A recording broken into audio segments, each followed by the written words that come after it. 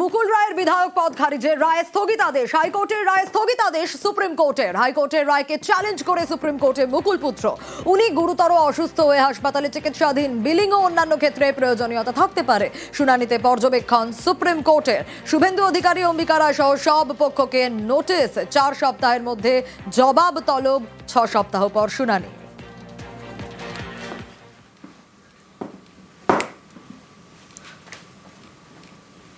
কয়েক দশকের দাবি অবশেষে পূরণ হতে চলেছে।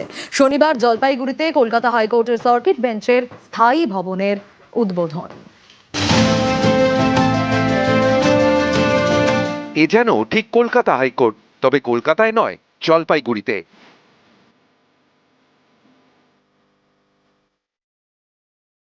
জলপাইগুড়িতে কলকাতা হাইকোর্টের সার্কিট বেঞ্চের স্থায়ী ভবন।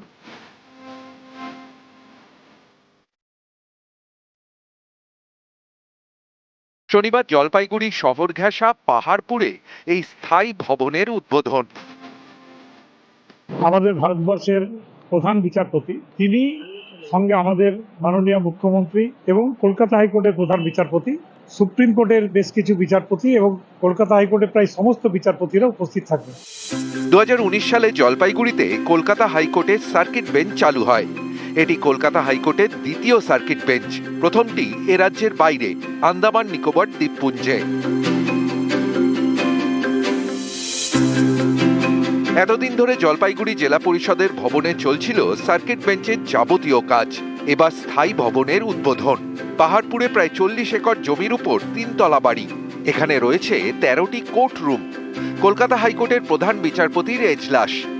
জলপাইগুড়ি সার্কিট বেঞ্চের এই স্থায়ী ভবন তৈরি করতে খরচ হয়েছে প্রায় 501 কোটি টাকা। 13টা কোর্ট, চিফ জাস্টিসের কোর্ট নিয়ে এখানে রেডি করা আছে। তার মধ্যে 4টে কোর্ট ইমিডিয়েটলি চালু হবে, তার মধ্যে একটা ডিভিশন বেঞ্চও থাকবে। এছাড়াও এখানে 10টা বাংলো জাজ সাহেবদের জন্য করা হয়েছে এবং প্রচুর কোয়ার্টার যারা স্টাফ তাদের জন্য তৈরি হয়েছে। এটা একটা মডেল কোর্ট। ভারতবর্ষে এই ধরনের কোর্ট আমার মনে হয় না কোথাও আছে কিনা। এবং এত সুন্দর আর্কিটেকচার, যেটা মাননীয় মুখ্যমন্ত্রীর নির্দেশে পিডব্লিউডি দপ্তরের থেকে এখানে কাজটা করা হয়েছে। কোচবিহার, জলপাইগুড়ি, আলিপুরদুয়ার, দার্জিলিং এবং কালিম্পং। পরবর্তীকালে যত যেভাবে হবে, যেভাবে হাইকোর্টের থেকে আমাদের কাছে সুপারিশ আসবে। এই সার্কিট বেঞ্চের দাবি দীর্ঘদিনের। আইনজীবীদের দাবি 1963 সালে উত্তরবঙ্গে প্রথম সার্কিট বেঞ্চের দাবি ওঠে। আন্দোলন শুরু হয় জলপাইগুড়িতে। 2019 সালে স্বপ্ন পূরণ হয়। সার্কিট বেঞ্চ চালু হলেও এর কোনো স্থায়ী ভবন ছিল না। এবার সেটাও পেতে চলেছে উত্তরবঙ্গ। সার্কিট বেঞ্চ উত্তরবঙ্গে স্থাপন করার যে আন্দোলন, সেটা অনেক দীর্ঘ আন্দোলন। 1963 সালে প্রথম জলপাইগুড়ি বার অ্যাসোসিয়েশন থেকে ওয়েস্ট বেঙ্গল WBLA বলে একটি সংস্থা ছিল, সেই সংস্থার মিটিংয়ে প্রথম প্রস্তাব হয়। তারপর থেকেই বিভিন্নভাবে এই দাবি দাওয়া প্রেস সরকারের কাছে, হাইকোর্টের কাছে পাঠানো হয়। এই আন্দোলনের চাপে হাইকোর্ট সিদ্ধান্ত নেয় যে উত্তরবঙ্গে একটি সার্কিট বেঞ্চ হবে। আমরা 8টা জেলাকে নিয়ে এবং স্থায়ী বেঞ্চ, যেখানে পাবলিক ইন্টারেস্ট লিটিগেশন মামলা ফাইল হবে ও সবকিছুই এই বেঞ্চেই ফাইল হবে, এখানেই নিষ্পত্তি হবে। জলপাইগুড়ি থেকে শান্তনু কর, নিউজ 18 বাংলা। জীবিতদের মৃত দেখিয়ে ভুয়ো ওয়ারিশন সার্টিফিকেট। হ্যাঁ, তাতে স্থানীয় পঞ্চায়েত প্রধানের সই। সেই সার্টিফিকেট দিয়ে জমির মালিকানা বদল। চাঞ্চল্যকর অভিযোগ উত্তর 24 পরগনার অশোকনগরে। প্রধানের দাবি তার সই জাল করা হয়েছে।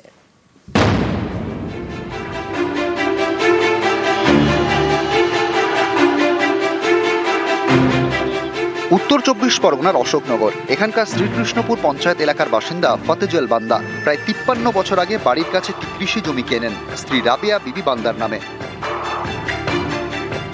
ফতেজল বান্দার দাবি, সম্প্রতি জমি বিক্রি করার জন্য ভূমি ও ভূমি রাজস্ব দপ্তরে যান।